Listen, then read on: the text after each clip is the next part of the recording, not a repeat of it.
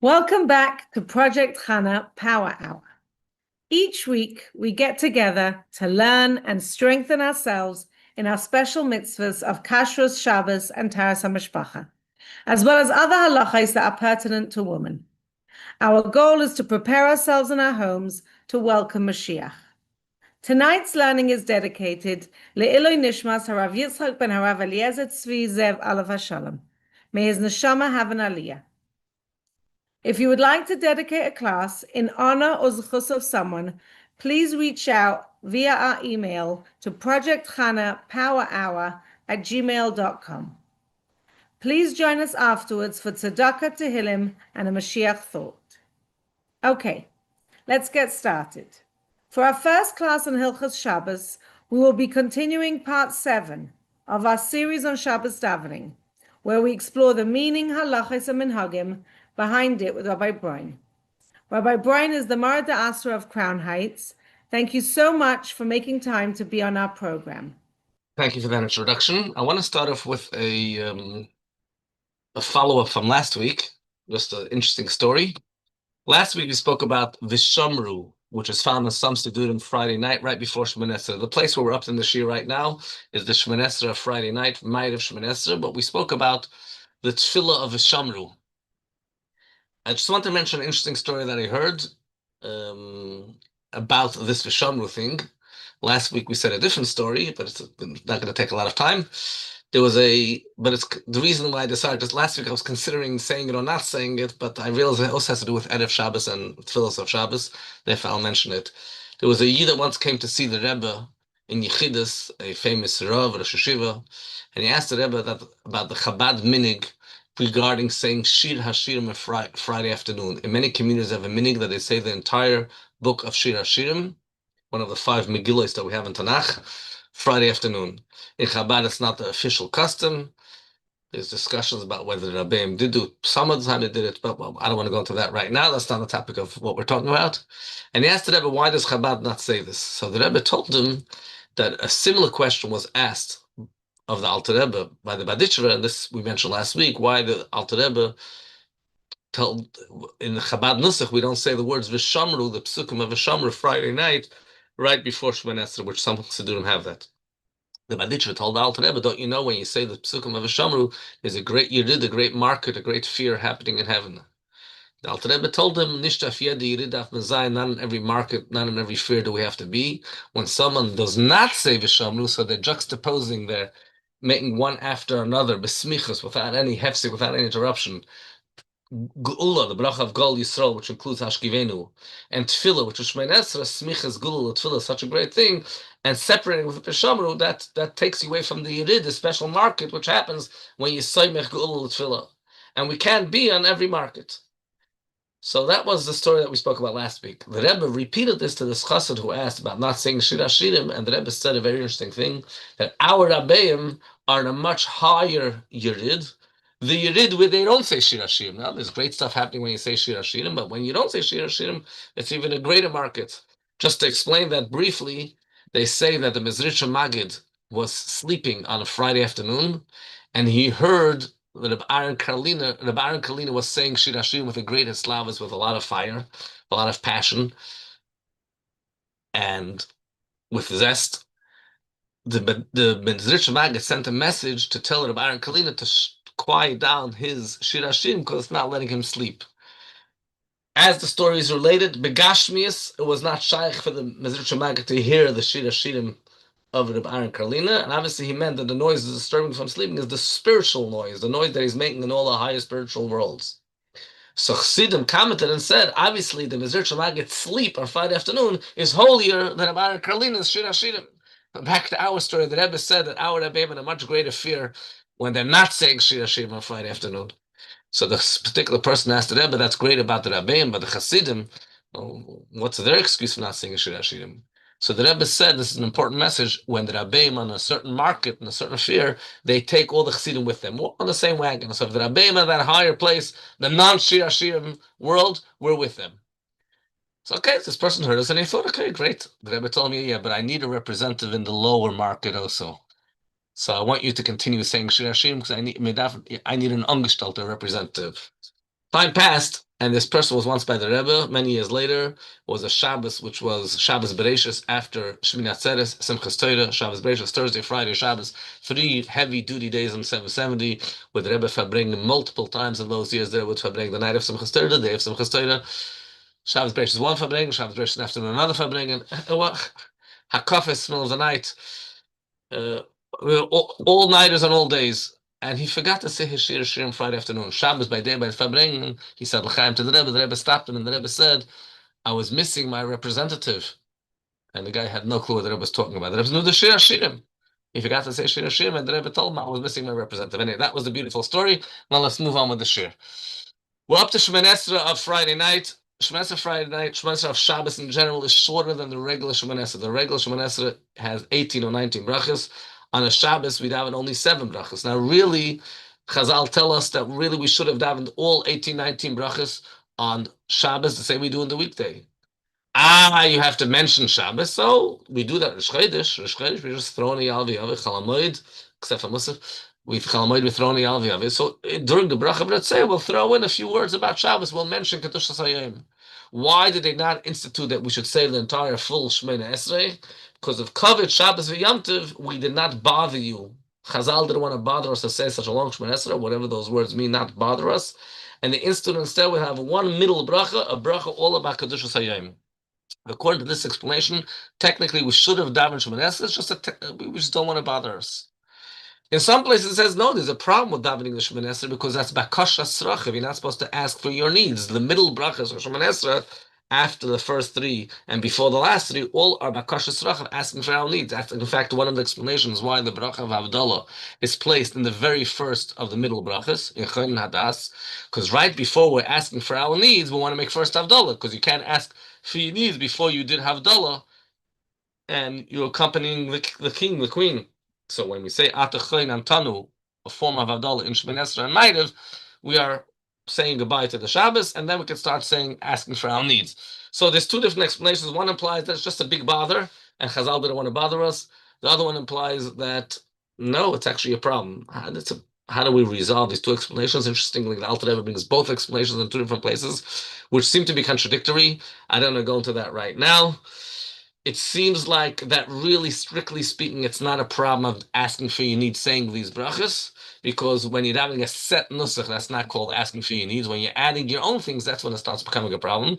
But Chazal were concerned that once you start saying Atachayna, Reitzah B'Shuva, all those brachas, you'll remember have a sick person in the house, and I know someone that needs a bracha for this, for that, and you'll have to add your own requests in the middle, and therefore they made a rule you shouldn't say it at all. And that's, in a nutshell, this halacha. This middle bracha that we mentioned, this middle bracha that substitutes all the middle brachas of during the week, is different for Ma'ariv, Shachas, and Mincha. Unlike Yom Tov, we have the same exact tefillah, the same bracha, Atav Chartanus, how Shemoneh Esrei starts, Ma'ariv, Shachas, and Mincha. Musaf, of course, is always different, but on Shabbos, they each have a different beginning. One starts Ataki Dashta, that's Ma'ariv. Shabbos day, we start with Yismach Moshe. And Shabbos afternoon Mincha, we start with Ata Echad. Why is it different each tefillah? Because Shabbos is called a Challah, Hashem is called a Chasan, and the tefillahs of Shabbos correspond this marriage ceremony. Ata Kiddush is Kiddush Nord Kiddushin, that's the Kiddushin ring. Hashem is giving the Challah, Shabbos, Ata Kiddush, the Kiddushin. Yismach Moshe, now the Chasan is going to rejoice with the Challah, that's Yismach. Comes Musaf. Musaf is the Chasan adds in the Ksuba. There's always the section called the Tosefes that the Chasan adds to the Ksuba to make the Ksuba better. So Musaf means to add, or because Musaf has to do with the carbon Musaf, and that has to do also with them. Just like there's a carbon Musaf, there's also a Sudas Mitzvah that we have by the Chasna. And then comes Ata Echad. Echad comes in the word oneness, which is the Yichud. The Chasna Kala eventually go home and they have a Yichud and they are together. That's one explanation for the 3 different brachas. Another explanation is brought in the Rishonim that there's 3 types of Shabbos, and this is very important when we think about Shabbos. There's 3 different types of Shabbos. There's Shabbos called Shabbos Bereishis. Shabbos Bereishis does not mean the Shabbos, the first Shabbos of the year. Shabbos Bereishis in traditional terms means the regular standard every week Shabbos, which is to commemorate the very first Shabbos in history when Hashem created the world and rested on Shabbos. We call that Shabbos Bereishis. There's another Shabbos, Shabbos of Matan Torah, because the Torah was given on a Shabbos, according to all opinions. That was the first Shabbos ever since we got the Torah. And there's the Shabbos that's going to be when Mashiach comes. The 3 tefillos of Shemini Esrei, Ata Kidashta, Yismach Moshe. At Echad correspond to these three different types of Shabbos. Ata Kidashta is the regular Shabbos. And if you look at that bracha, it talks about we should create the world and he rested and all of that. That's what the whole entire bracha talks about. Yismach Moshe, if you follow carefully the bracha, talks about Matan Torah. Hashem gives the Torah, gives the Luchos to Moshe. That's the Shabbos of Matan Torah. Mincha Shabbos, Ata Echad talks about the time of Lasad Lo, when Hashem will be one, Hashem Echad, Shmo Echad. The Zohar actually writes that there's three prayers on Shabbos corresponding to the three Shabbos, but the Zohar doesn't explain how these three Shabbos work. We just explain it now. Now, what I said before has a lot of bearing in halacha. There's a lot of halachas that we need to know about making mistakes in our Shabbos davening. I'll start with one type of mistake, and then we'll go to the other mistake, which has to do with what we spoke before. Some people might mix up the Shabbos Shemini Esrei. By mistake, Friday night, I said Yismach Moshe instead of the Ata Kidashta. So if you remember before you finish the bracha, there's this long middle bracha which finishes off Baruch Atah Hashem Ekadosh Shabbos. Before you finish and you say the words Baruch Atah Hashem, you didn't say it Hashem's name. Stop. Go back to the very first bracha and say to the very first word of the bracha. Let's say it's Friday night and you said Yismach Moshe or Ata Echad. You said Shachris or Mincha. Mitzvah is a separate cup of tea. We'll talk about that in a moment. You mixed it up, so before you get to the words Baruch Atah Hashem, you can make it up. Once you say Baruch Atah Hashem, just stop right, just finish right there, don't go back. The main thing is the same bracha, the primary aspect of the bracha is the same davening that our Shabbos should be. Hashem should accept our Shabbos and sanctify us, etc. The bracha of Ritzeidam Nuchaseinu, so the rest doesn't really matter after the fact. Once you say Baruch Atah Hashem, don't go back. This all applies to Ma'ariv, Shachris, and Mincha. Musaf is a whole different story. Musaf is a different type of tefillah in general. We don't have it a whole week. If a person mixes up Musaf with any other tefillah, in both aspects, if a person davens instead of Musaf a different tefillah, he has not fulfilled the tefillah of Musaf because he didn't mention the primary thing, which is that there's a special extra carbon. That's what's called Musaf. Musaf means extra, an extra carbon that we bring on Shabbos. Same thing, if you daven Musaf instead of Ma'ariv Shachris of Mincha, you're not Yotze. You threw in something which is totally irrelevant. You mentioned a carbon Musaf. These are not tefillahs which has to do with carbon Musaf. Carbon Musaf is a different type of tefillah. Yes, the lashon of the Alter Rebbe is Omar Sheker Lefnei Amakim. You lied. What are you saying in the middle of Ma'ariv all about Musaf? Now here is an interesting question which the Alter Rebbe does not address. We're telling you that if you daven for Ma'ariv or for Shachris or for Mincha, you instead said Musaf, you can be Yotze. But let's talk about in the morning. In the morning, by day, we daven Shachris and Musaf. And they're both pretty much during the same hours. We're supposed to be davening Shachris and Musaf. So if in the morning, you did Musaf, and you had a mind for Shachris, so maybe you can't be Yotze Shachris, but maybe at least I'll be Yotze Musaf. So I did the wrong order. I did Musaf before Shachris. Maybe that should work. The Alter Rebbe doesn't talk about it. Do we say that nothing? You missed. It's not Musaf because you had a mind for Shachris. It can't be Shachris because you mentioned a carbon Musaf, so it's garnish vert, it's worthless. Or at least, I daven, I said a carbon Musaf, it counts for Musaf. The Alter Rebbe doesn't talk about it. It's not very clear. It seems like the Alter Rebbe would only not Yotze at all, but the Avram Chaim Paskas, and that's an accepted psak, that since there's a doubt, whenever we have a doubt if you Yotze Shemini Esrei, we're not going to daven again. But if you remembered when you came to the words Baruch Atah Hashem in the middle of that Shemini Esrei, quickly, even if you said Hashem's name, just say Lamdeinu Chukecha, finish like as if you're saying a pasuk, and go back and daven. So you shouldn't have any shilas, and go back and daven now a Shachris bracha, not a Musaf bracha. So that's one thing.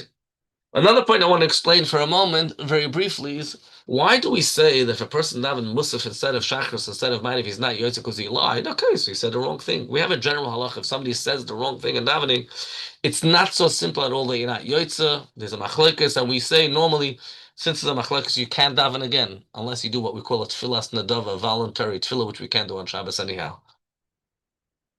So in any other mistake, we say it's fine. You made a mistake. You threw in. Okay, so here, if you daven Shachris instead of Musaf, you didn't mention the carbon Musaf. I understand. But if you daven Musaf instead of Shachris, you had a regular tefillah and you threw in about a carbon Musaf. Why is that such a problem? So again, that's a whole subject. I don't want to go into that. But it seems like the issue here is that carbon Musaf is not just a different type of tefillah. It's like you're bringing a carbon. You bring a carbon at the wrong time. You're mixing things up. It's not stam. In fact, the more there's association between, if you would daven Chanukah and Purim, I wouldn't be so worried. But if you on Shabbos daven another tefillah, which is about a carbon Musaf, that makes it much worse. Now I'll go to what I said before, that the background why we don't daven weekday tefillas has bearing in halacha. We said before that we don't daven weekday tefillas. Chazal didn't want to bother you. It's too long. Learn to the chur rabbanan because of the honor of Shabbos. We didn't make you daven the entire long Shemon Esrei. Once Chazal made such a rule, poskim say that if you by mistake started davening a weekday Shemon Esrei, that's actually not a positive omen. You should check out your behavior and do tshuva. If you're davening a week by mistake on Shabbos, you started the weekday Ata Chaynein instead of Ata Echad Yismach Moshe Ata Kidashta, that doesn't bode well. It's not a good sign. Do tshuva. In fact, poskim say that because of that, it's important to daven on Shabbos Shemon Esrei from a siddur. So you shouldn't make a mistake because that mistake could cause a negative indication. So make sure you never make a mistake and start weekday Shemon Esrei. What happens if you start a weekday Shemon Esrei? Again, I'm not going to talk now about Musaf. Musaf is a whole different story. With Musaf, I'll just say briefly, even though we're not talking about Musaf. With Musaf, if you start a weekday Shemon Esrei, stop right away. But Ma'ariv Shachas and Mincha, because in theory you should have davened the weekday Shemon Esrei and just throw in Shabbos somewhere in the middle, let's say, like make up Seyal V'Yava for Shabbos. Therefore, the halach is totally different. If you actually start the bracha Ata Chaynein and you're in the middle of the bracha, you actually finish the bracha. You start Ata Chaynein, you go Ata Chaynein Adam Da'asam Alamed Lenish, but you say the entire bracha. You were supposed to say that anyhow. We tried to be nice to you and not bother you. But once you started saying the bracha, you got to finish it. The same with the next bracha, and you keep every bracha that you start, you got to finish that bracha. So if somebody asks a riddle, how's it possible that a person should have saved the same Talamater? It's very relevant because tonight they're starting in Eretz Yisrael with Saint Talamater on Zayin Cheshvan. How do you say the Saint Talamater on Friday night? One answer is if you start that bracha, you gotta every bracha that you start, you gotta finish in Ma'ariv Shachas Mincha. Now that if you actually start at the Chaynan and you said at Chaynan at the Kidashta, you fixed it up. Normally, you ever think you fixed up Techidei Dibber. Over here, that doesn't work. You gotta finish the bracha. Some people say even if you finish Shemon Esrei and you didn't listen and you didn't finish the bracha, you got to go over again. But at least if you didn't, certainly halach, if you didn't finish Shemon Esrei, you didn't even finish the bracha of Makat. You started a weekday bracha, and then you said, "No, I want to daven Shabbos." You're supposed to go back and finish your weekday bracha. As long as you didn't finish the Shabbat bracha, Makat Shabbos, go back and finish the weekday bracha. It's different than any other mistake because it's actually a correct bracha. You in theory, should have davened 18 brachas on Shabbos. Once you started that bracha already has an effect, and you're not supposed to go back on it, and you're supposed to finish that bracha. If a person, however, only said the word Ata, now that's interesting, because if you start only the word Ata, Friday night, you could say Ata, and instead change it to the word Kidashta. Shabbos afternoon, you said Ata. Instead of saying Chayni, you say the word Ata Echad. That's fine. Shabbos day, the bracha doesn't start with Ata. It starts with Yismach. Although you could, in theory, we said before, people can mix up the tefillah, so it's not the end of the world. So if you know today is Shabbos, you could change from the word Ata and go straight to Yismach Moshe. But if you forgot today is Shabbos and you said the word Ata, Shabbos day, you're supposed to finish the bracha and then go back to Yismach Moshe. When I said before, if you say only the word Ata, you can add the word Kidashto, the word Echad. It's even if you say the word Ata Chay, as long as you don't say Ata Chaynein, you don't say the second word, Chaynein, you don't have to finish the weekday bracha. If you don't know if you said the whole word, then you should finish the entire bracha. If someone on Friday night, on Shabbos Davening, was started a weekday bracha. He's supposed to finish that bracha, but he didn't, and he started saying the Shabbos bracha. So I said before, if you finish the bracha, it's over. The Shabbos bracha. If you didn't finish Shabbos bracha, go back and finish the weekday bracha. If a person already started the word, said the whole entire weekday Shemoneh Esrei, he only mentioned after he said Ritzei, go back and daven. Now you have to daven that middle bracha for Shemoneh Esrei for Shabbos, the bracha of Ata Echad, At Gedashta, Yismach Moshe, etc. If a person said already, started saying, he finished, Baruch Atah Hashem, HaMachazir Shchinasi L'Tzion, so now that you already said it, say, we'll tell you to make a Yal V'Yove. What Yal V'Yove? What does Yal V'Yove do with Shabbos? Well, yeah. You daven the weekday Shemoneh Esrei. So you're acting as if it's Rosh Chodesh. Rosh Chodesh, we'd have the weekday Shemoneh Esrei, we throw in the Yal V'Yove. If you started at say and you didn't finish yet at say, go back and daven in the middle of bracha for Shabbos. If you said the entire at say, then say Yalav Yavai after it. Say not a regular Yalav. Don't say B'Yom Neshchenish Azeh. Say Yalav Yavai and say the words B'Yom Hashabbos Azeh. Zachreinu Hashem Lakeinu B'Yom Hashabbos Azeh. Whatever. It doesn't make it to do. The actual words don't matter much as long as he mentioned the idea of Shabbos. So before Moedim, he'll mention Shabbos. If it's already after Moedim, any time before you get to the second Yul Ratzon, go back to the middle bracha of Shabbos. Once you finish the Yul Ratzon, that means you finish your Shemoneh Esrei, even if you didn't take 3 steps. Max, the second Yul Ratzon is considered you gave your mind up Shemoneh Esrei. You have to go back and daven again on Shabbos davening. So it is a bit complicated. I'm not sure people remember all these details. In the regular luach that we put out for Tishrei, for all the Yom Tov, we have a bit of a chart about halachos of Yom Tov, but a lot of the things are very similar about making a mistake. Yom Tov, you daven the weekday davening, or Shabbos, you daven the weekday davening. It's pretty much the same, so you could follow it from there. I'll mention one more thing because my time is pretty much up. If a person daven a weekday Shemoneh Esrei did not mention Shabbos, and if it was Shabbos day and he already daven Musaf, we have a very interesting halacha. Once you daven Musaf, we don't make you go back again. Once you daven Musaf and you're through and you mention Shabbos and Musaf, we don't make you back and correct your shachris.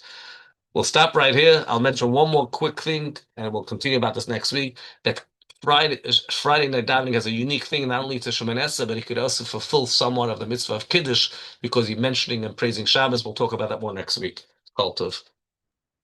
Thank you very much.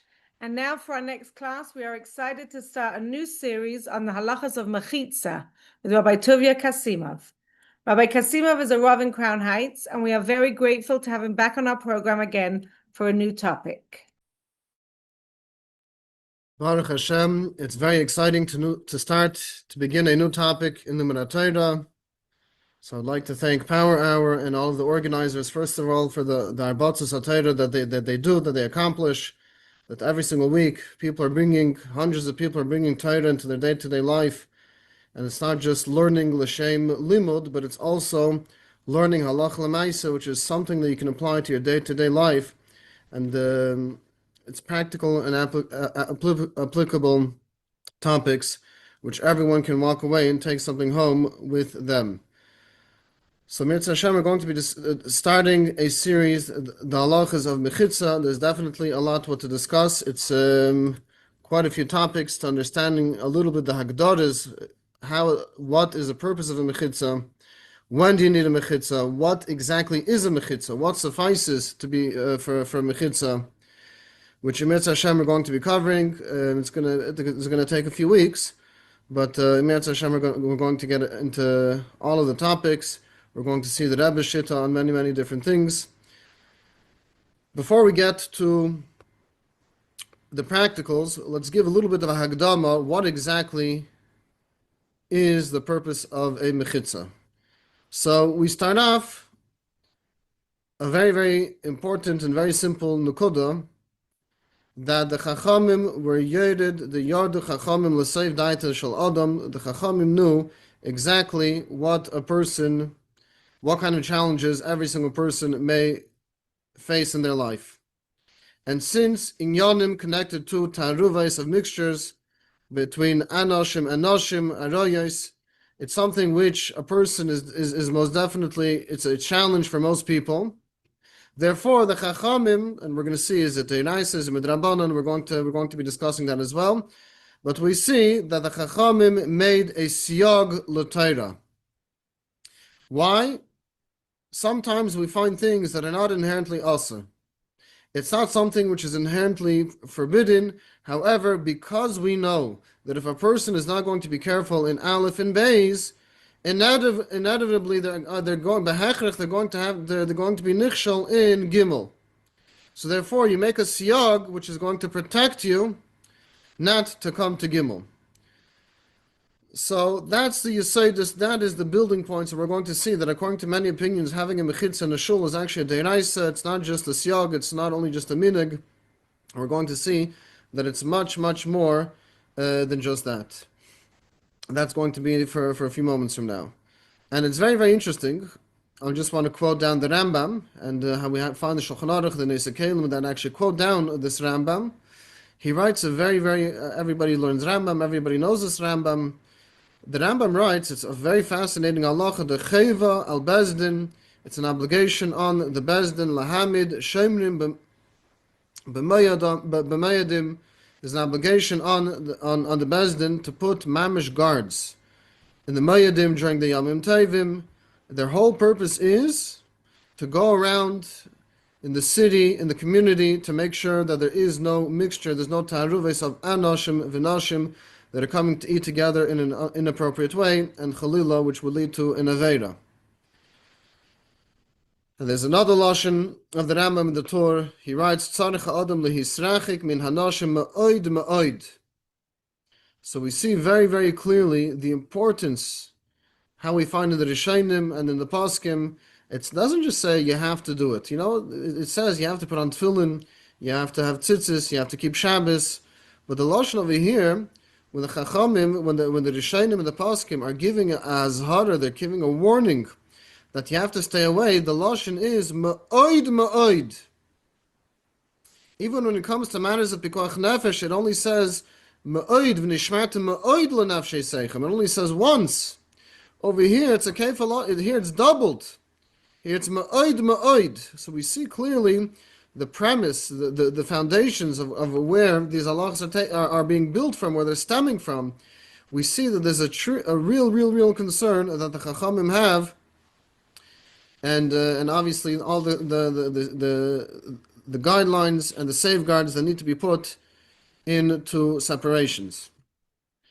So what's fascinating is one of the Mechitza that we find that there was a separation. It's actually, some people may think, no, it's only in the time of Golus. It's in a time where people are not so well spiritually. People are not so well spiritually. They're not so on higher levels. They're struggling with inappropriate desires or actions or thoughts, whatever it is. So such people need to have a Mechitza.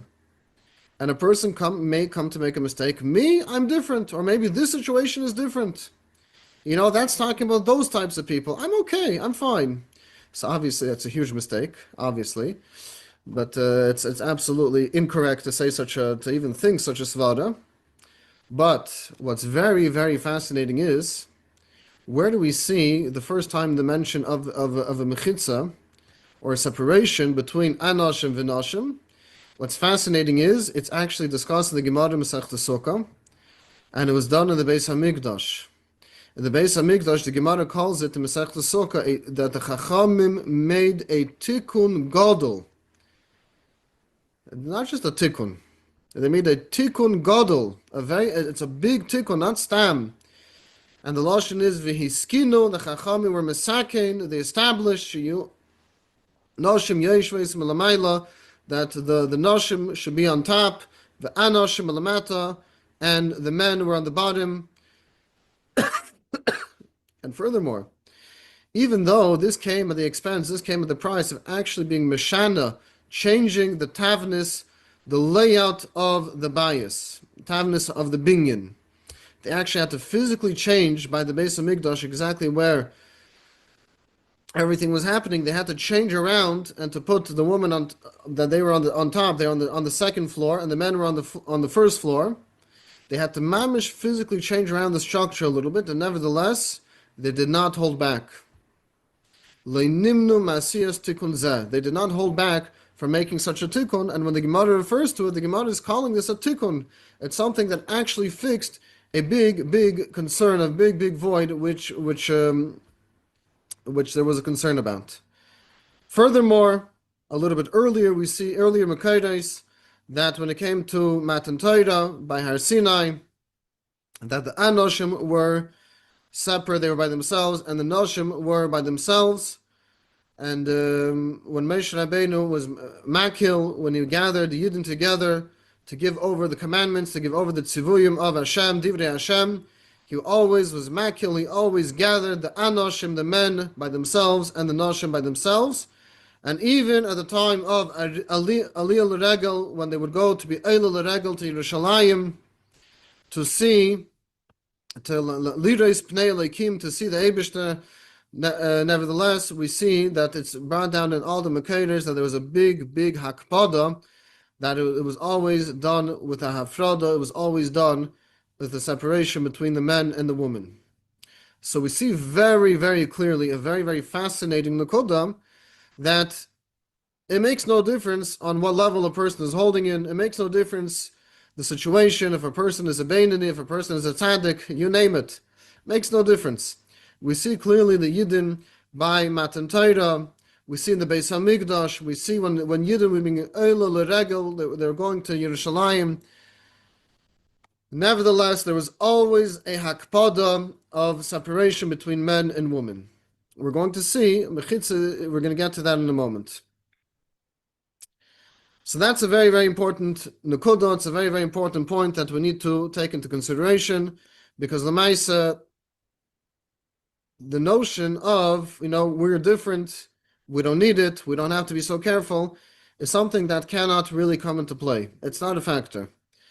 And it's Bashgacha Liyona. I guess everything is Min Hashemayim.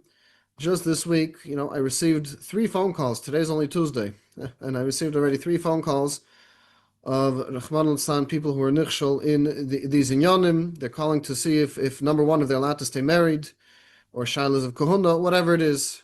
But I'm sharing this with you because these are people who are coming from normal, mainstream, so to speak, backgrounds, with proper upbringing, with the families that are Yerei Mushleimim, and nevertheless, nobody is pater, nobody is spared from these inyanim, and it's very important not to take these inyanim lightly, not to dismiss, this is something for Borough Park, this is something for Williamsburg, we are Chabad is different, we're all-inclusive, you cannot do this. This is an incorrect approach. How do these phone calls come about? Why were people calling? Because it all starts with the small things. It all starts when people are not careful in the small halachos that we think are small, but they're not small. They're very big and they're very important halachos. It all starts when there's a small zilzul, when people are lax in certain areas. That's where things start, and it grows and it grows and it grows. As we know, everybody's learning Chassidus. We all know how the Yetzer Hara operates. It's very important to be extremely careful and not to Chalila just, dismiss these very important halachas, as unfortunately we do see that this happens. But to Mirz Hashem, hopefully, with the few shiurim that we're going to give, at least we're going to raise awareness that this is not the way things should be, and we have to be very careful when it comes to inyanim of hafrada, of separation between men and women, and in many cases also it's not enough to have just a hafrada, but we also need to have a mechitza, which we're going to be start discussing now. So number one, a kibbutz, a gathering of anoshim v'noshim in an oifen of ta'aruves, of a mixture, everyone is mingling. So that itself is a din muchlat. It's completely aser. There's nothing more to discuss. Such a thing is completely forbidden. Even in a case where there's no chash of hirhuri avera, it makes no difference. This iser is still fully b'mkaimai oimed. It's still fully intact. It's fully in place. And even in a scenario of shas handchag gadol, even in a very difficult situation, I don't know. It's very hard to think what could be the havamin of a shas handchag where you would have to have a taruvais, but whatever it is, it makes no difference. The paskim all right. This is halach revaches b'Yisrael. This is something which is fully accepted and muskim in Klal Yisrael. That this is absolutely unacceptable. There always has to be a separation between men and women, and there cannot be a mitzias of mingling. Mechitza, which is a additional prat, not just a physical separation where men are on one side and women are on the other side, but the tzedek of having a mechitza is a davar neisif. It's something on top of this general separation, and that is something that we see. There could be different hagdadas. There are different times where it's necessary. There are some times where it's not necessary. That is where we're going to be discussing today. What exactly is a mechitza? What is the purpose of a mechitza? What serves as a mechitza? And we're going to see, I don't think we're going to get to everything today, but when do you actually need to have this Mechitza? In Mirz Hashem, we're going to be discussing all of this. So number one, before we get to anything, the musig of having a Mechitza, is this something which is Midairaisa, meaning the Torah actually required it, or is it only something which is Midig Yisrael? So, like many things in Halacha, we find that it's a Machlekes, a Poskim. So we'll start with the Beis HaKnesses. The Shaila begins as a Chiv Midairaisa, to have a Mechitza in the Beis HaKnesses, B'Shas HaTfilah, when a person is davening, or not. So, according to quite a few Poskim, the inyan of having a Mechitza is actually a Deiraisa, and the Prote Din of exactly how it should come about, this is something which is Midrabanon. Meaning to say, the musag of having it is Midairaisa, and the Torah gave the koyach to the Chachamim to decide exactly how it should look, how tall it should be, what it should be made out of. The Prote Dinim comes out to be Midrabanon. However, there are those that hold that it's a Midig Yisrael to have it B'Shas HaTfilah in the Beis HaKnesses, but don't think that just because it's a Midig Yisrael, all of a sudden it's something which is lighter. It's actually the opposite, because once something is accepted in Klal Yisrael, we have the famous Chasam Sefer, V'Siyata, and others are paskin, like the famous Pesach, the Chasam Sefer, that once something is accepted in Klal Yisrael, it has a din of a neder. And the din of a neder now becomes, it's an Issa Deiraisa to transgress this neder. It becomes a full-fledged din Deiraisa, because now, so Hestas a minig, people think it's just a minig. It's incorrect. A minig, which is Mekubal in Klal Yisrael, is now a Deiraisa, B'Teiras neder, which is much more chamer than just a custom. So whichever way you slice it, so to speak, whichever way you're going to take it, we're always going to be coming back to, it is a shtickle deiraisa to have a mechitza. So why is it not enough just to separate men on one side, women on the other side? Why do we need to go that far to have a mechitza? So we find two mehalchim, we find two general approaches in the Rishonim. One of them is there's a chashash of a histaklus. At the time of davening, you're not allowed to look you're not allowed to have your hurim. You're never allowed to have it, actually. It's not just by davening. You always have to be careful in what you're looking at. Always.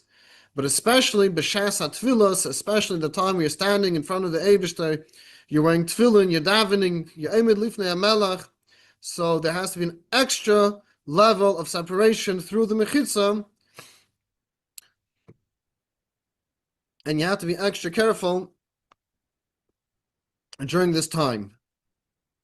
That's one approach. The second approach is because there's a chashash of people mixing. At the time of tefillah, you don't want people to mix. Everyone has to stay separate, so it's not enough that you just designate areas for men and you designate areas for women. No, it's not enough, because there's always a chashash. You may walk here, they may walk there, whatever it is, there's always a concern of people mixing. Therefore, we have to make something official to fully separate both men and women, and it has to be done through a mechitza. Good. Very, very good. So the nafkamina we're going to be discussing now is what exactly is the height that the mechitza needs to be. We're already running out of time, but we're just going to mention this point, and we'll continue after that, because the Rebbe has a shit on this. It's very, very important that we know it. According to the opinion that says that it's in order to prevent histaklus, it's in order to prevent seeing. So then the gaiva mechitza, the height of the mechitza, has to be able to cover the head of the Ezras Nashim. It has to be able to cover. It's a high mechitza, and the woman's side cannot be visible at all. The men, if they're going to turn around to see the Ezras Nashim, they should not be able to see anything. On the flip side, if you go with the approach that it's only there to be meineya taruves, to be meineya to that there should not be any mixing, then it's enough that it shouldn't be any walking from one side to the other, as long as you have a mechitza, which is Yud Ches Tvachim, which is around 144 centimeters, which is around 1.5 meters. That suffices, according to one opinion, that suffices, that's good enough to be a mechitza. Now, what's very, very important to point out that even though this halach was mentioned by a Gadol B'Yisrael, the Igros Moshe, he paskin that it suffices to have a Mechitza which blocks mixing, meaning to say that it's only a certain height, but it doesn't fully cover the heads of the Nashim and the Ezras Nashim. It's important to point out that Kemat, all of the Gedolei HaPoskim disagreed with the Igros Moshe on this. It is not a shita which is accepted at all.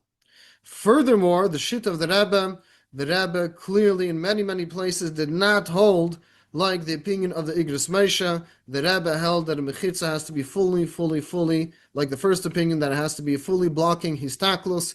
It has to be done in a way where there's absolutely no visibility between, that the man cannot see into the woman's section. It has to be fully covered with a proper height.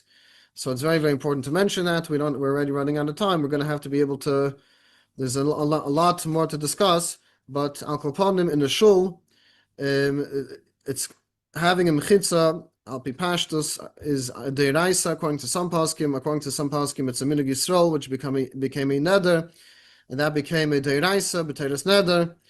And the height, according to the Rebbe, and many, most of the Gedolei HaPoskim, not like the Igros Moshe, that it needs to be fully covering, that you're not able to see the heads of the Nashim which are standing in the Ezras Nashim. And again, it's not something to be taken lightly, because all of the tragedies that we hear, tragedies, I mean to say that Chalillah, somebody is over on a terrible Isser, that's a tragedy. That itself is a tragedy. To be over on the Ratzon Hashem, it all starts with the small things. So hopefully, Mesayim B'Tov, we should be smeichim, we should be happy to be Mekayim Ratzon Hashem, and Hatzlacha Rabbi Muflaga Mirz Hashem, we will continue next week. Thank you very much. And for our next class on Kashrus, we are excited to continue part 2 of our series, The Do's and Don'ts of Challah, with Rabbi Nissan Zibell. Rabbi Zibell is the Kashrus administrator at the RCF, the Rabbinate of Central Florida, and delivers classes to the general public on various Kashrus topics. He is also highly active in answering consumers' Kashrus questions on a daily basis. Thank you very much for being part of our program tonight. Thank you very much for having me, and a good evening.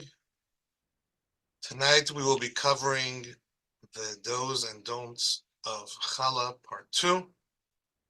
Last week we began discussing some general aspects of the mitzvah of separating Challah.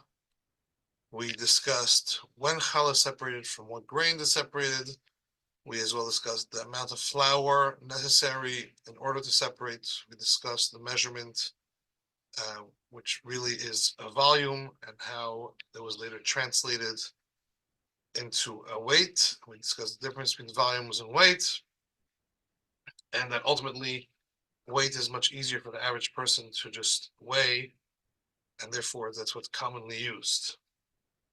This week we're going to continue discussing a bit about the weight of the flour and the versus the volume, as well as just quickly review a chart which shows other flours as well. Since really it's all about volume, each flour has different density, and therefore it will reach the required volume either quicker or less quicker depending on how dense it is, and therefore the translation of that into weight, at times you'll need less or more depending on the flour, and therefore whatever weight is mentioned out there does not always apply across the board to other flours.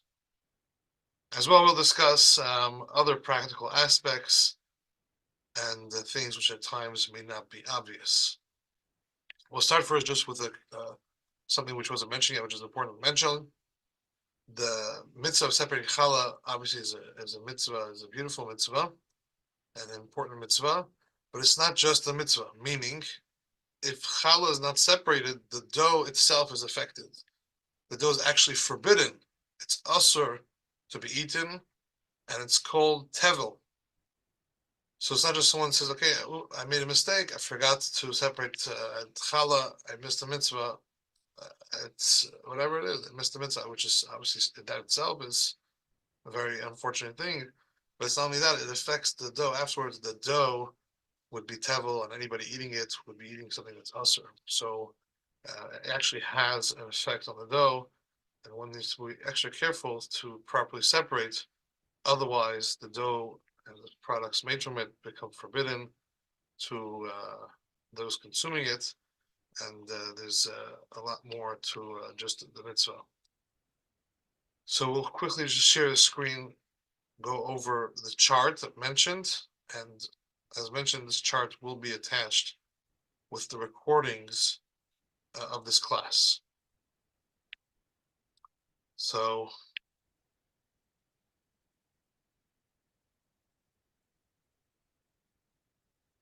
we'll begin mentioning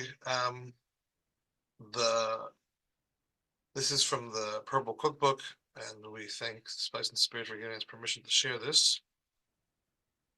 First of all, practically speaking, we mentioned a lot of volume, and this is what's the actual weight, practically speaking. So like I mentioned, there's 3 steps, A, B, C. Do not separate. B, separate without a bracha. C, separate with a bracha.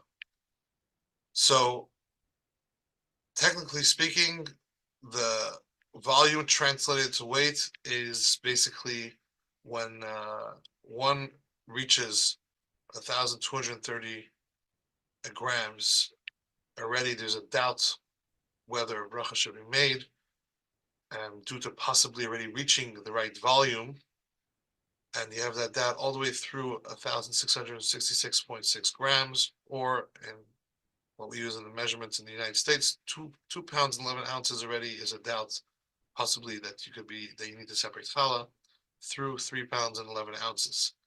So that's where you have that window. In this window, challah is separated without a bracha. However, once you reach 3 pounds and 11 ounces, from then on, you have to separate challah with a bracha. And again, these measurements are specifically in regards to regular white flour. The moment the flour is a bit different, the measurements are going to change. So that's where we have the chart over here. This chart is based on various studies that were made. This is the numbers that came out. So when it comes to spelt flour, we wrote when to separate but no bracha, and when to separate with a bracha. We're not going to go through each one, but you could see how it ends up being a bit, the grams are a bit different, the weight is a bit different. I guess because let's say spelt flour is a bit lighter, it's less dense, so already by 2 pounds and 9 ounces, you're reaching the volume that you need. When it comes to whole wheat flour, since whole wheat flour is more dense, so you need a little bit more in order to reach that volume, and so on and so forth. There's also the difference in cake flour, which is a bit lighter and will therefore require separation of challah without a bracha, or with a bracha at a lower weight than regular flour. Now, the second part of this document, which we're not going to get into detail, but the idea is that at times people want to know really if the volume is the more precise way. Is there a way to measure by volume? And ideally, it's brought down in halacha that it is more muhuder if one can always separate by volume, which is the original way to measure. However, it's a bit of a complex process. We're not going to go through it now. It's clearly described in the document, and once you go over it when they have a chance.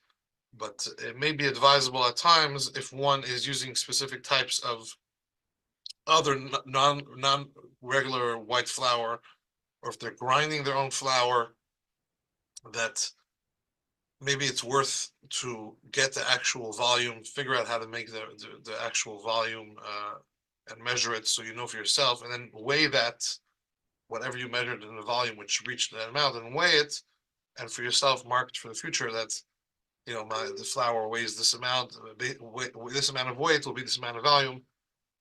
It's especially advisable for that. When you're using other flours, they're not just a regular white flour, you're making your own flour, then I would advise to actually do this process of getting the original volume and then weighing it for yourself to see what's going to be. Otherwise, if one is just using regular white flour, you can stick to the general measurements that are posted out there.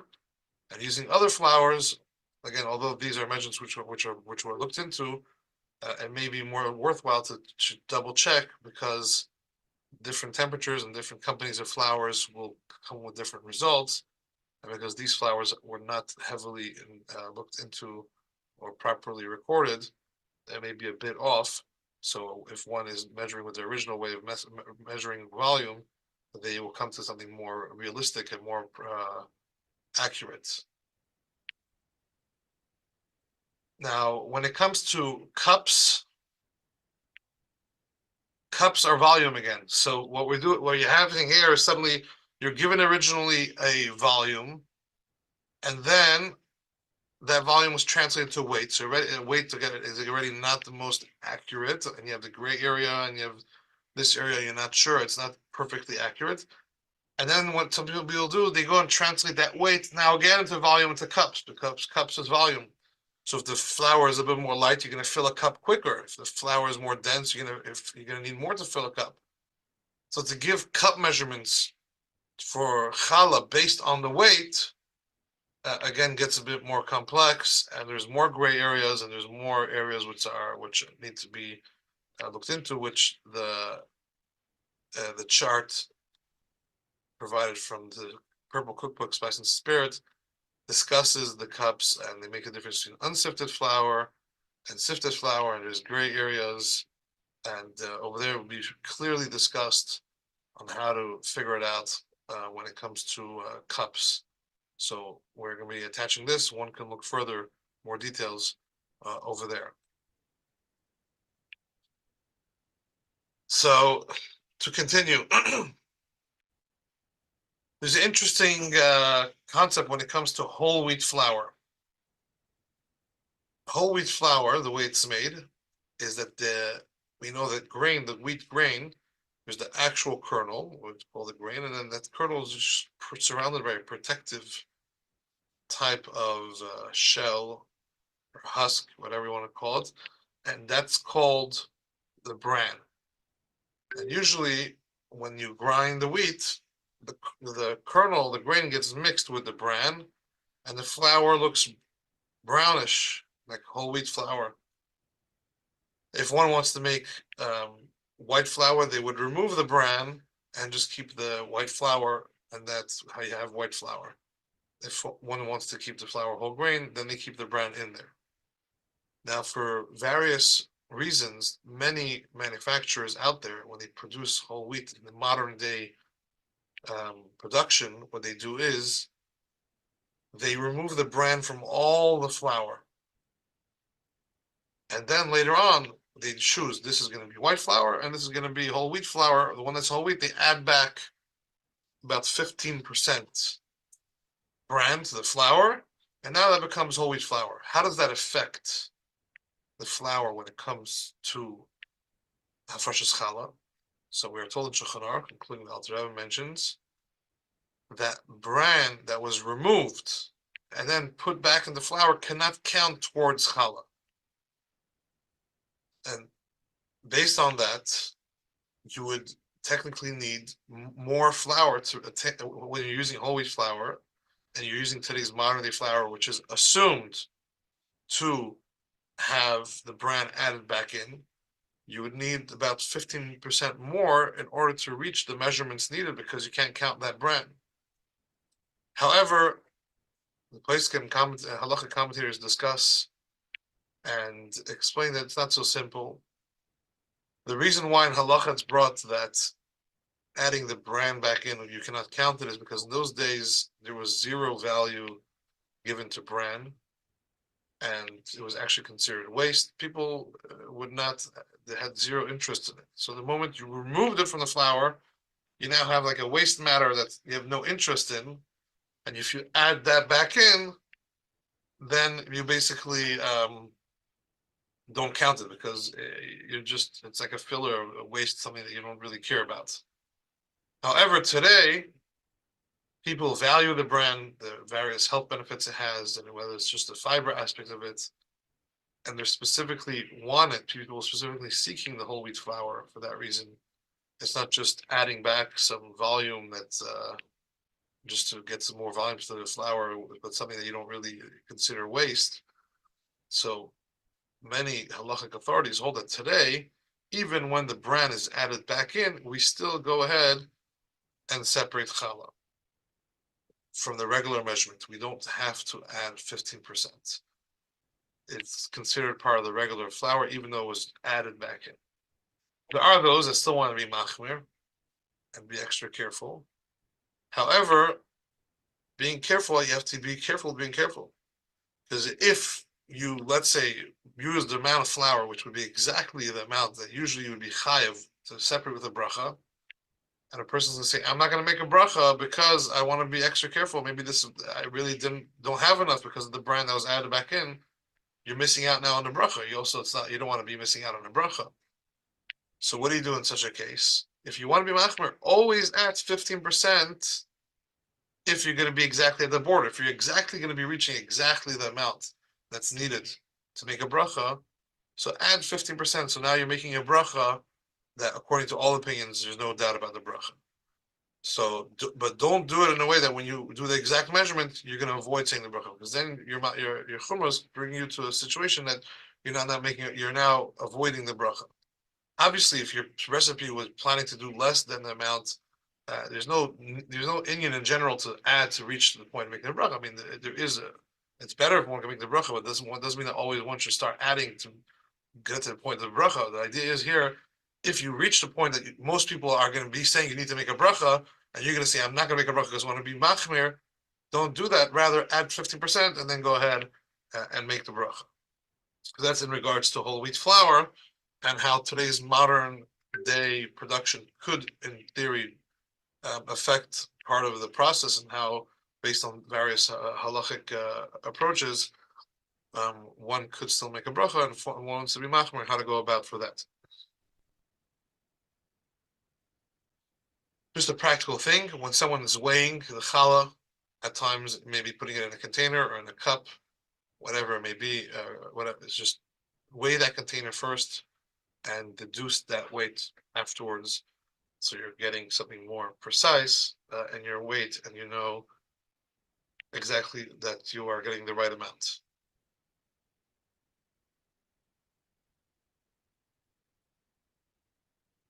Something I just wanted to clarify. Last week we mentioned that when you're cooking in liquid the dough, like kreplach, pasta, fresh pasta, or donuts, that some say no separation is needed. Generally, the accepted approach is separation is done, challah separation is done, just no bracha.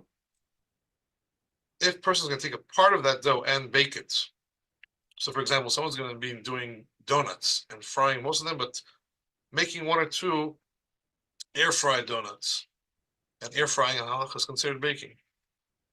Then, even if you're using a little bit of amount of the dough to be baked in the oven, all of the dough afterwards becomes chayev with a bracha, and with separating with a bracha. So in such a case, or someone wants to separate challah with a bracha when they're making one of these things, if they take a little bit amount of the dough and then, instead of cooking it in water, bake it, then it would be the whole dough would be chayev with a bracha.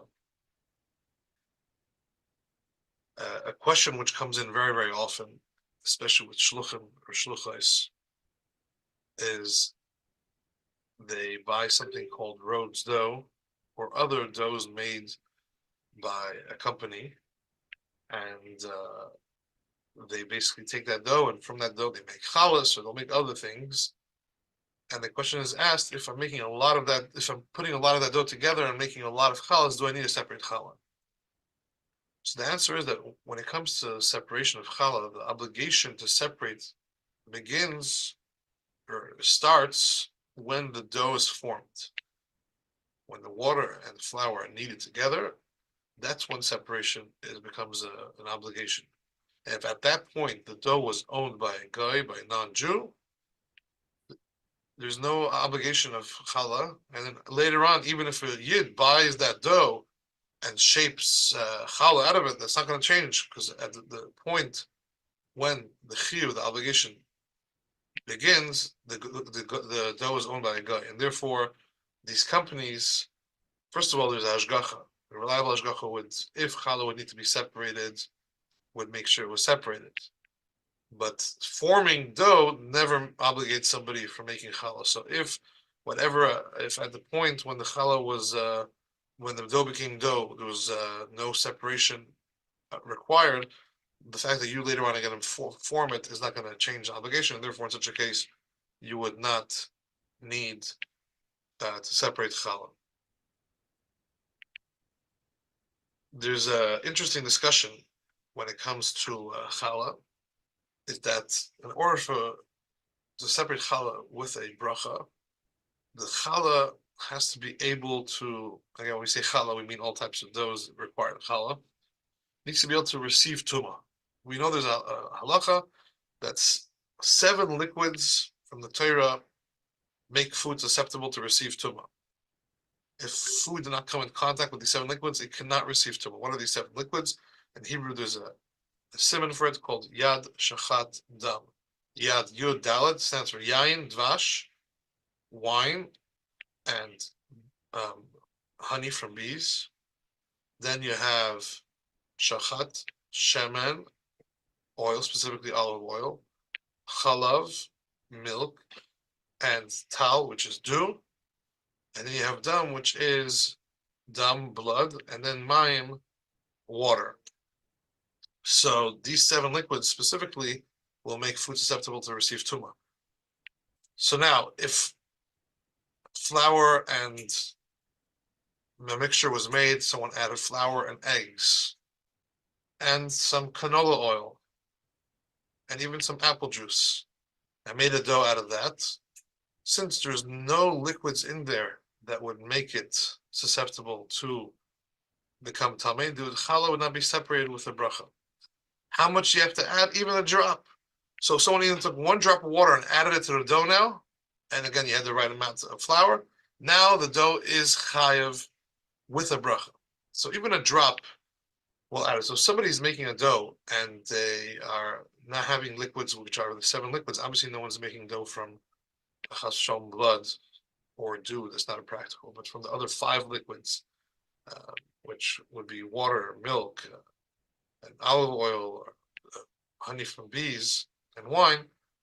So even adding a drop of that, if you doesn't have any of them, adding a drop of it would make it already chai with a bracha. Actually, another interesting aspect is that if you don't add it to that, the dough cannot become tamei. So one of the things generally we have to burn the challah because the challah dough became tamei, and it cannot be consumed by a kohen because we are tamei. But if the dough doesn't have any of that water in it, it actually doesn't become tamei. So the dough now is still tar. So now you technically need to go. You have to give it to the kohen. You can't burn it. You're not allowed to burn something that's not tamei. But if you get to the kohen, he has a dilemma. He's not allowed to eat it because he's tamei, even though the dough's not tamei. But technically, a kohen under the age of 9 would be allowed to eat it because a kohen under the age of 9 does not become tamei. And then you get into a lot of complications, how to eat it and what to do. So therefore, just for practical purposes, one would just want to add a little bit of water so that the dough for sure now is tamei, and also one can now recite the bracha. We're going to continue next week a little bit more about this. In the modern world, in the manufacturing today of food, at times water is added to some flours, and therefore technically one doesn't even have to add water when using specific flours. But we're running out of time now, so we'll continue that next week. Thank you very much for having me, and have a good evening. Thank you very much, Rabbi Zibell. Okay, so we're going to put a coin in the pushka, and we're going to say the Rebbe's kapitel together, as well as kapitel chaf for Eretz Yisrael. Shir HaMalais LeDavid, Lolei Adonai Shahaya Lanu, Yomer Na Yisrael. Lolei Adonai Shahaya Lanu, B'kum Aleinu Adam. Azai Chaim B'la'unu, B'charois Apam Banu. Azai Hamayim Shetafunu, Nachla Avar Al Nafshenu. Azai Avar Al Nafshenu, Hamayim Hazeidoinim. Baruch Adonai Shaloi Nasananu Teref L'Shinehem. Nafshenu Kitzipar, Nimlata Mipach Yoikshem Hapach Nishbar, Va'anachnu Nimlotnu. Ezreinu B'Shem Adonai, Oiseh Shamayim Va'aretz. Let's all thank Hashem for the release of our hostages and daven for their healing and continued safety in Eretz Yisrael.